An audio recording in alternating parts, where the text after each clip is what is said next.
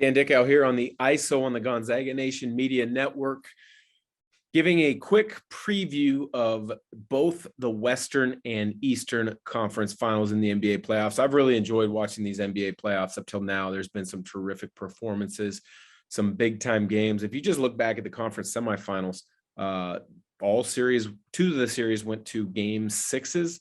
Two of them went to game sevens. And the crazy thing is in game sevens, you had a couple dominant performances by teams. When you look at what Boston did to Milwaukee, and then when you look at what Dallas did to Phoenix in game sevens. Game sevens are kind of one of those things where very rarely in the course of your career do you get an opportunity to play in a game seven. And when you do, your legacy, I guess you could say, can a lot of times be made. A lot of contracts can be made by having great performances in a game seven. And a lot of doubts about a player's career can occur in a game seven. But when you look at, what that Sunday of games were with game sevens, what a fun day of basketball. You start off with Boston absolutely throttling Milwaukee, the defending champs. Giannis obviously playing as well as anybody in the league right now, even though Jokic was named the MVP, which I think was correct. Giannis is absolutely unstoppable at times.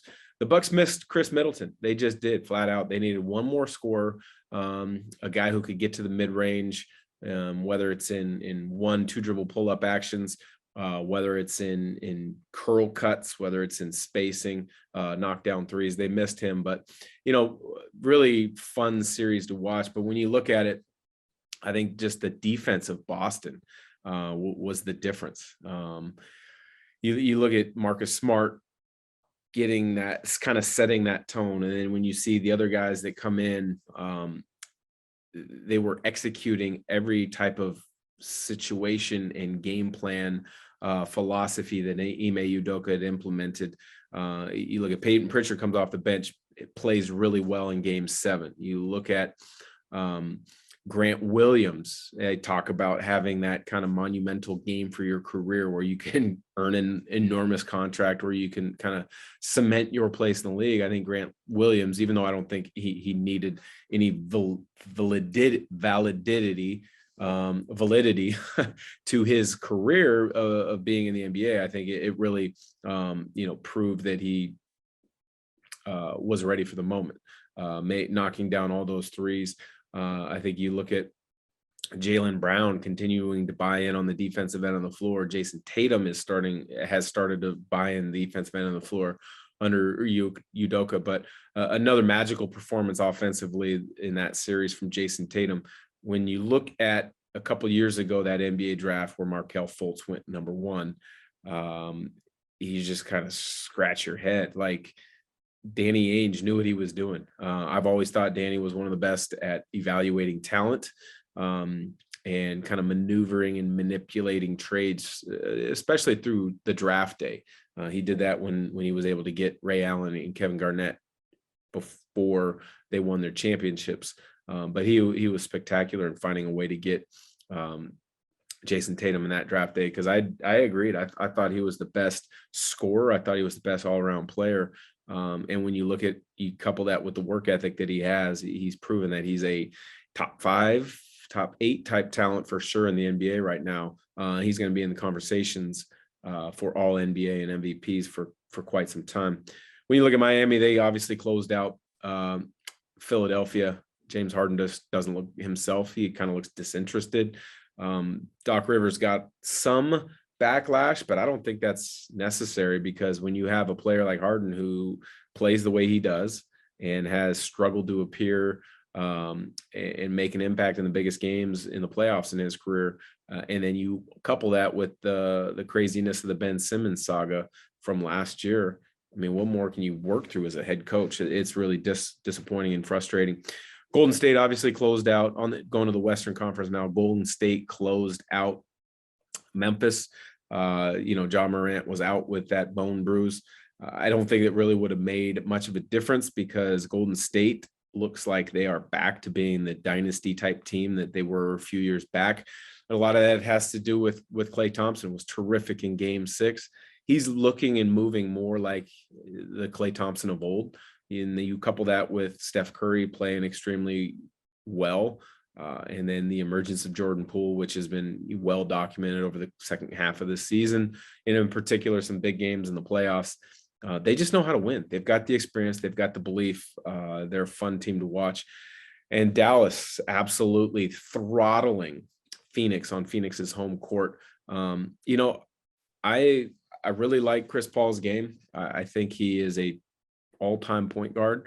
But there's just some things about his game that he's always kind of fallen short in the playoffs. And I had said this in years past. He kind of had a little bit of a breakthrough last year with Phoenix. But this year, again, in a game 7 of all things, I think the loss yesterday or on Sunday, drops him to 0-7 all time in playoff games. I think he's one of those point guards that's supremely talented. He impacts the game in so many ways, but also to me, a lot of times he wants it to be about him. He wants it to be him in pick and rolls, him making that assist pass. And when you have a team so reliant on that, and then you have a guy that looks like, or it was talked about after the game that he was hurt, he had a quad injury, you're kind of up against the wall, so to speak, for the Suns. But, the Suns weren't in it from the start. Dallas jumped on them early. They did a tremendous job of operating and executing in pick and rolls, getting the switches they want, then attacking them and exploiting them. Whether it was Luka Doncic right from the get-go, just, being unbelievable in the moment player. He's been great in big games throughout his whole career, whether you go back to when he was playing in the EuroLeague at a young age to the Dallas in the playoffs last year and this year. He's been big in all the big games. I think Spencer Dinwiddie, he's really surprised me. He's become a much better NBA player than I was projecting or expecting when he came out of Colorado. It's fun to see that Pac-12 player getting things done. And then Jalen Brunson, he's been playing extremely well. You put those 3 guys in a pick and roll and then find the switch, find the matchup you want, and then attack it. That's exactly what Jason Kidd directed those perimeter players of Dallas to do. But looking at the Eastern Conference Finals, this one's going to be fun because it's Boston versus Miami. There's a lot of Portland area connections. I'm from the Portland area. I don't know Eric Spoelstra well. I got to know him a little bit during my time in the NBA because he was a coach with the Suns at the time. We would always share a couple minutes and just chat about the WCC. And at that time, obviously, Portland is where he had played in college.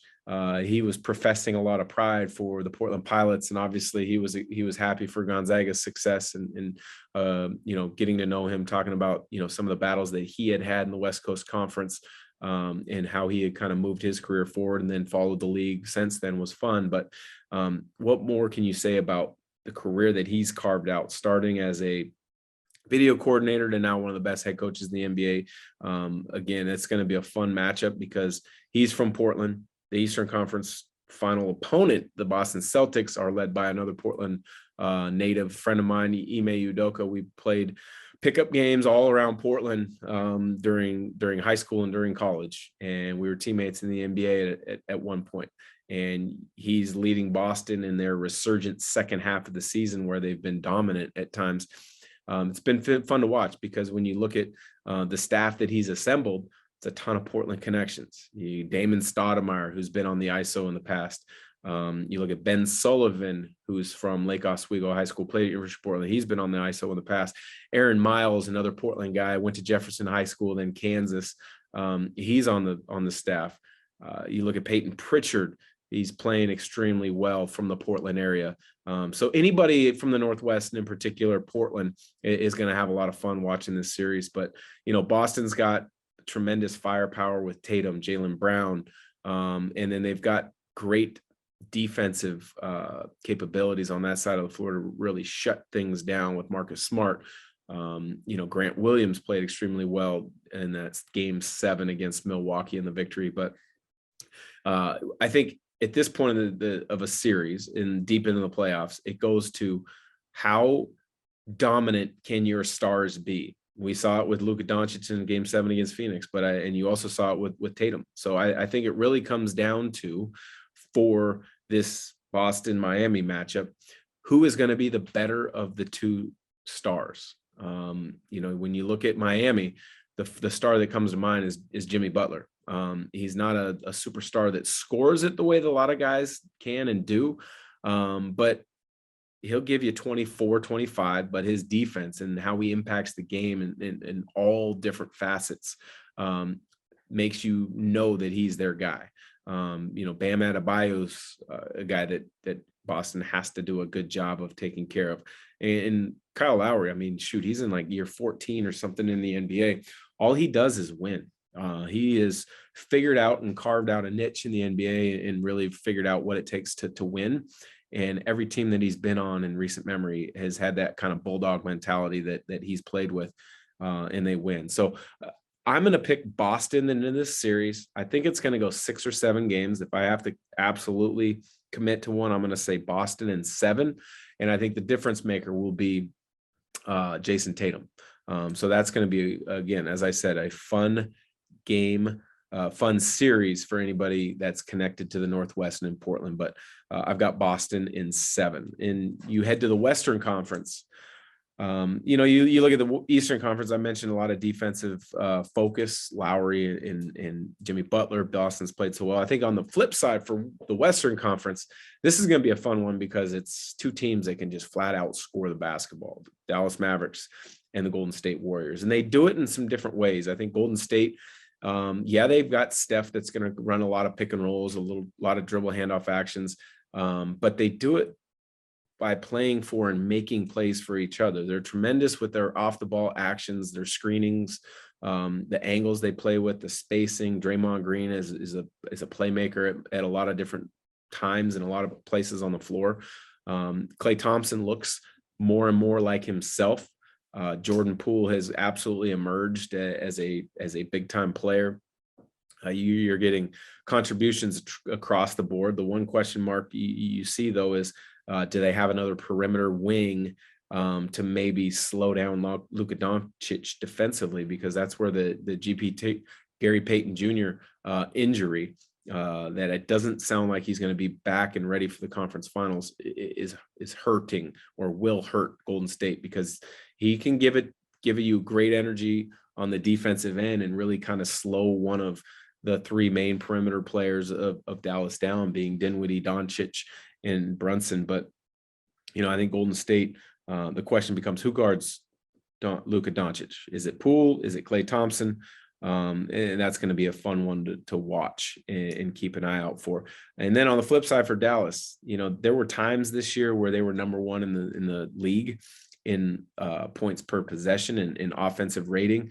They play through Luka Doncic as much as any other team in the league plays through their star player. Doncic started off the season slowly. Many people were thinking, hey, he's out of shape. He's overweight. Did he lose his passion? No. The grind of the NBA has been probably more than anybody could imagine the last couple of years because of COVID, and then going into the bubble, that season running long, and then the next season starting late. So there's so many factors that it wins. Guy just needed a break in the off season.